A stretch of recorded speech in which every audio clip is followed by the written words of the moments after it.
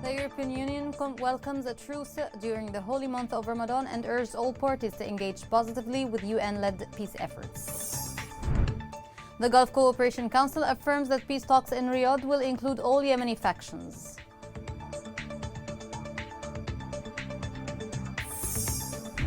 As the conflict in Ukraine escalates, observers warn that Yemen would remain the forgotten war with grave humanitarian situation.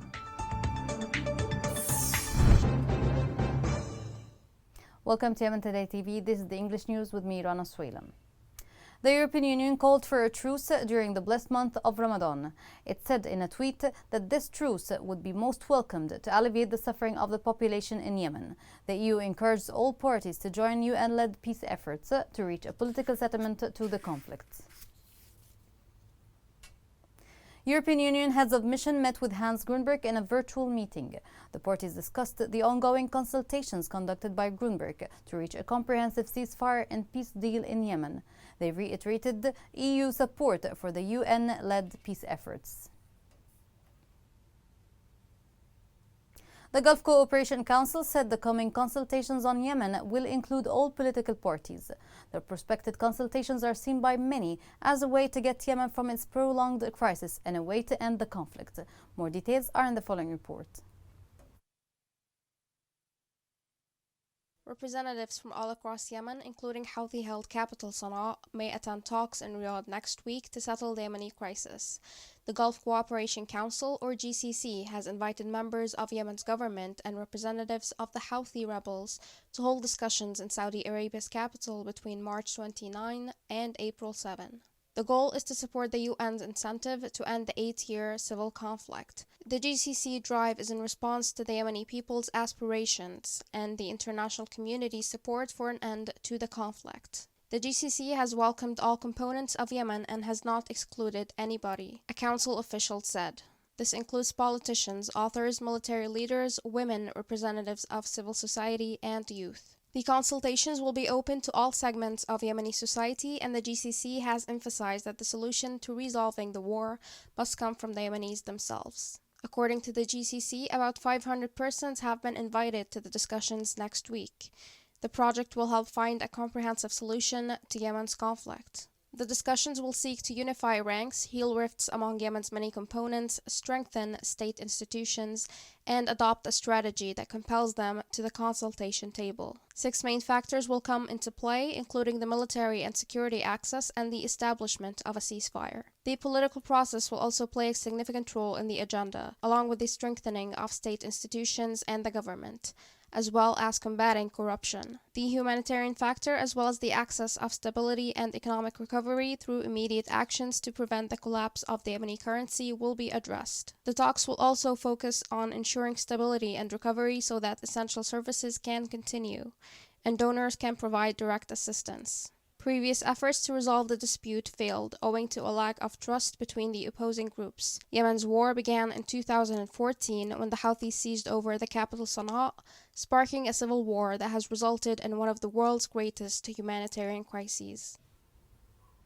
The Gulf Cooperation Council Secretary General said the Gulf bloc would host consultations between Yemeni parties at the end of this month in Riyadh to find a settlement.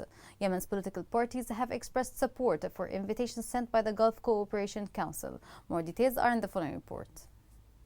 By continuing to target Saudi Arabia, the Houthis have made it clear that they are not keen to sit at the negotiating table and discuss issues concerning Yemen, most importantly, its humanitarian crisis. Last week, the Gulf Cooperation Council offered to sponsor unprecedented and comprehensive peace talks between warring factions in Yemen, including the Houthi militia.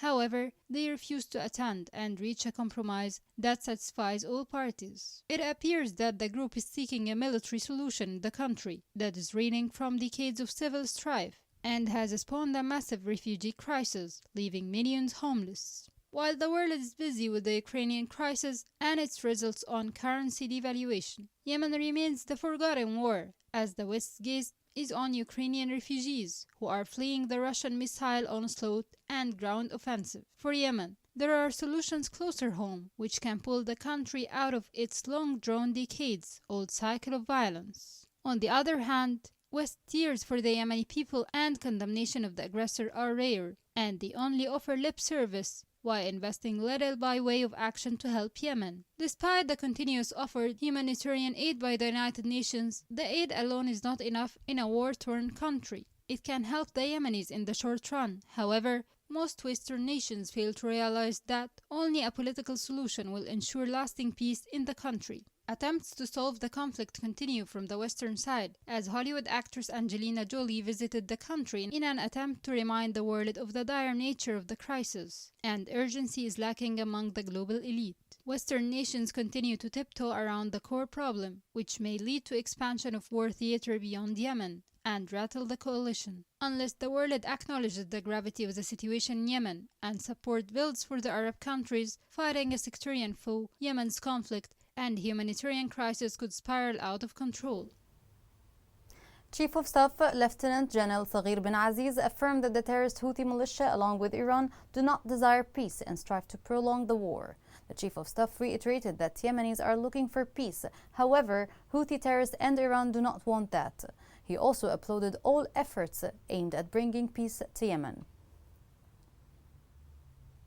Government forces thwarted attacks launched by the Uthi militia on the southern fronts of Ma'rib Governorate. Sources pointed out that government forces inflicted heavy losses on the militia in lives and equipment. The battles coincided with artillery shelling, targeting gatherings and movements of the militia. The coalition fighters also launched intensive raids on Houthi sites and gatherings on the southern fronts in Ma'rib. A report revealed that more than 116,000 people were displaced during the past year from many districts in Ma'rib. According to the report, the increasing displacement waves are because of the Houthi escalation. More details on this story are in the following report. The war brought many worries, suffering and tragedies that cast a shadow over all the people of Yemen.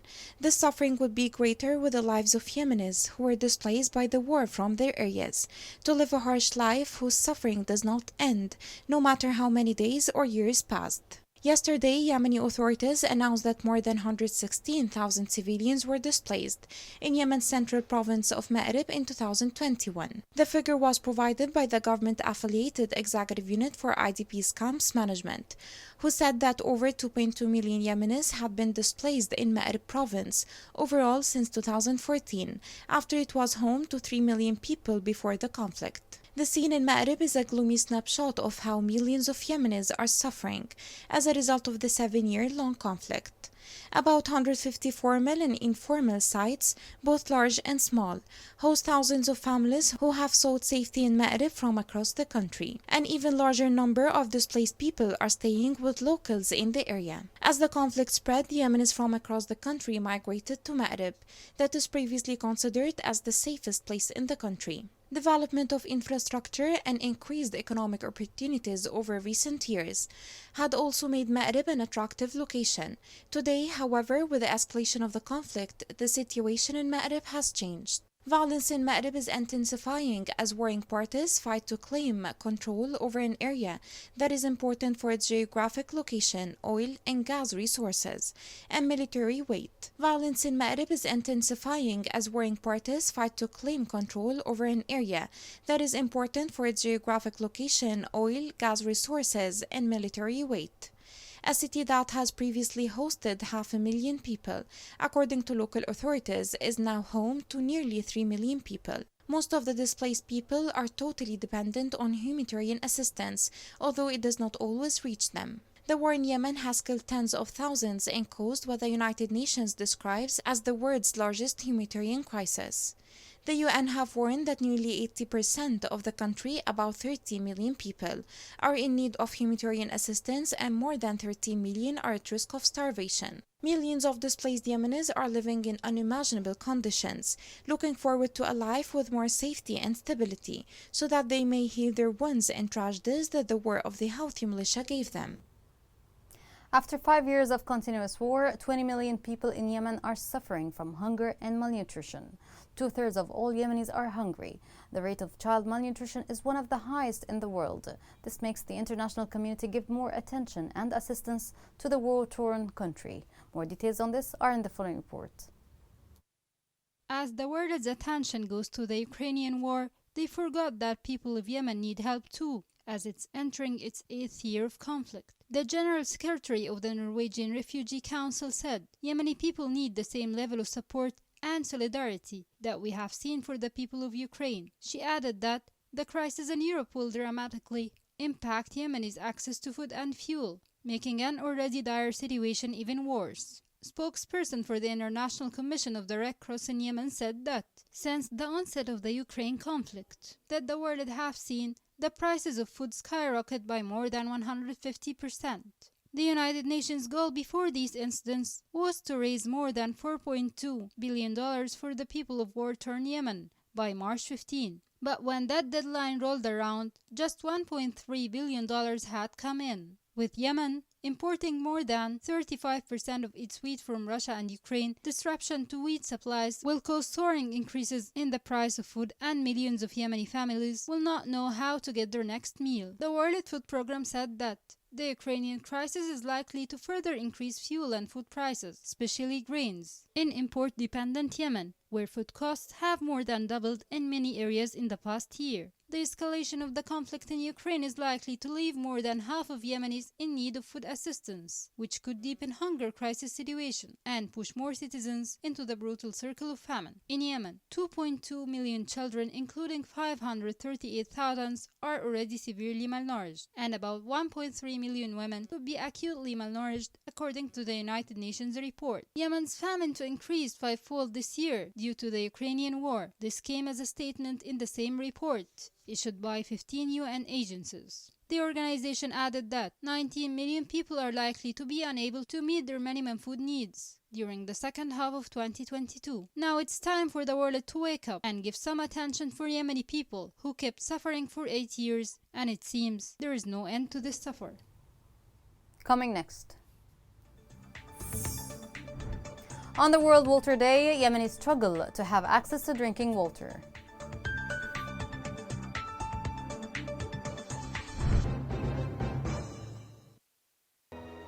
نعاني من الماء مع الجفاف عندنا ما فيش ماء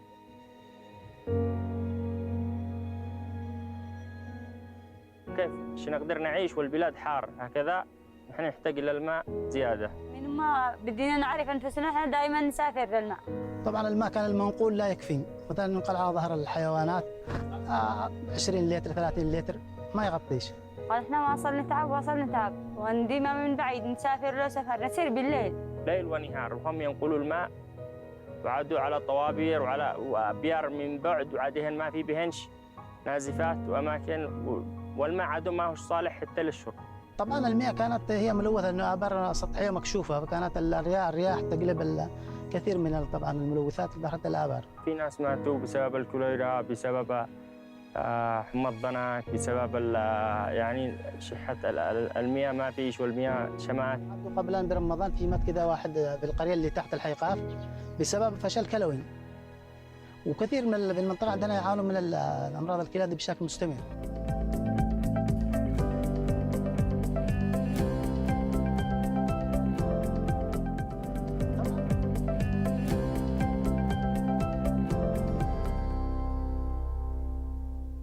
Welcome back.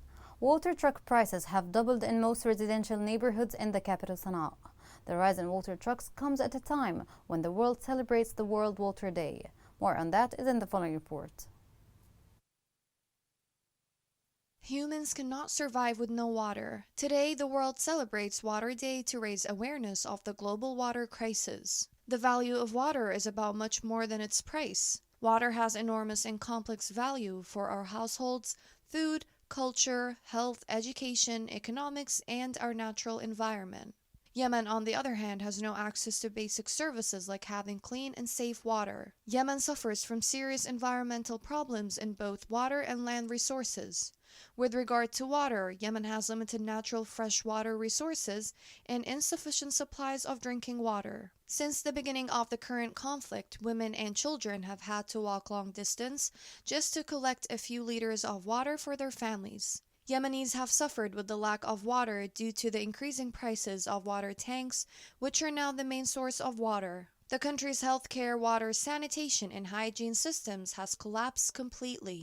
Proper sanitation, hygiene, and safe water supplies have never been more urgent, particularly for the country's most vulnerable populations. Limited water access in Yemen resulted in the spread of diseases and epidemics due to the lack of hygiene. About 19.3 million people lack access to safe water.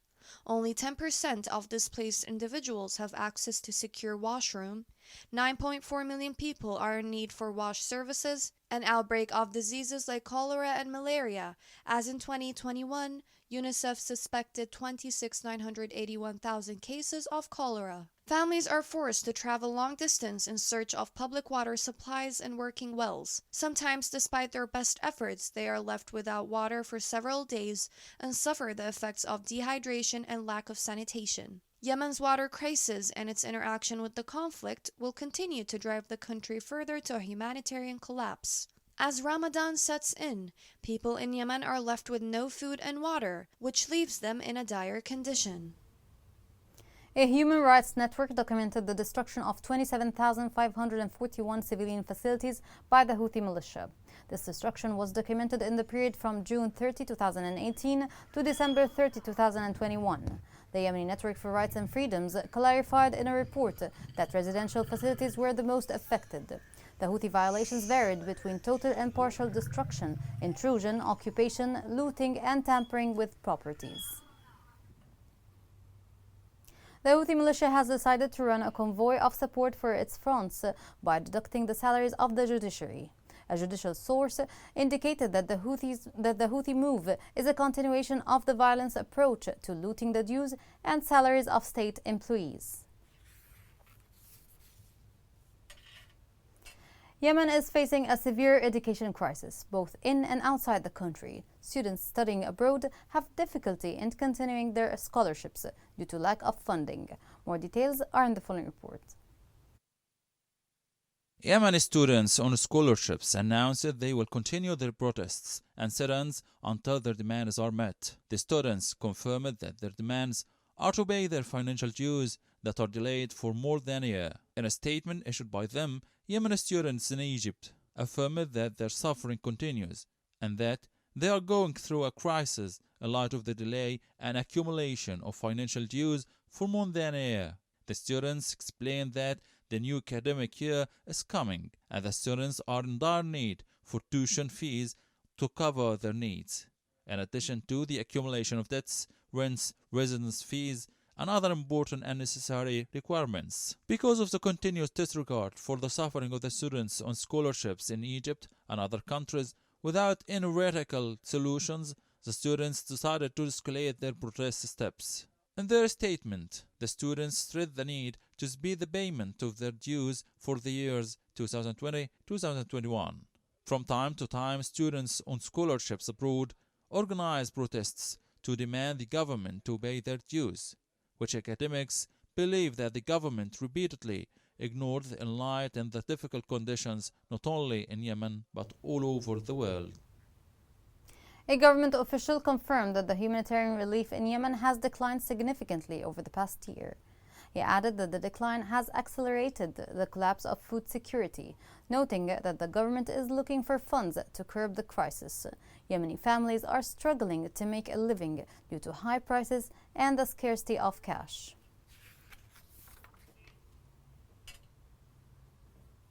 Here's a reminder of the main headlines. The European Union welcomes a truce during the holy month of Ramadan and urges all parties to engage positively with UN-led peace efforts. The Gulf Cooperation Council affirms that peace talks in Riyadh will include all Yemeni factions.